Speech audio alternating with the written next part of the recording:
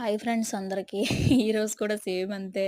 ఇంక నాకేటోనండి 4 అయితే ఇంకా అంటే నేను యాక్చువల్‌గా పడుకోను. అన్నం తిన్న వెంటనే పడుకుంటే అంటారు కదా! మగతొచ్చేస్తదేదో అని. బట్ నాకేంటంటే అలవాటనమాట. పడుకోవడం ఒక 10 మినిట్స్ పడుకుంటా. ఆ 10 మినిట్స్ తర్వాత ఏస్తదండి ఆకలి మామూలుగా ఎయదు. పిచ్చాకలేస్తది. అంత ఆకలి మీద అన్నం అది తినబుద్దెయదు. ఏవైనా బయట స్నాక్సే తినబుద్దేస్తది. ఎందుకంటే నాకు చిన్నప్పటి నుంచి కాలేజ్ ఏంటి అంటే అక్కయ్య వాళ్ళలో ఉండేవాళ్ళం మేము. అక్కడ నాకేంటంటే మా మమ్మీ ఆళ్ళు వ్యాపారం అది చేసేవారనమాట. పక్కన పకోడీ బండ్లు అవి ఉండేవి. మాకు మమ్మీకి టీ పట్టుకెళ్ళినప్పుడు, మా డ్యాడీ వాళ్ళకి టీ అది పట్టుకెళ్ళినప్పుడు నేనక్కడ పకోడీ అది కొనేవారనమాట.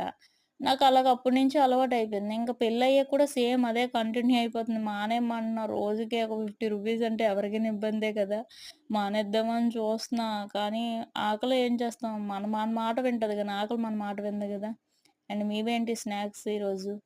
అందరూ బాగున్నారా?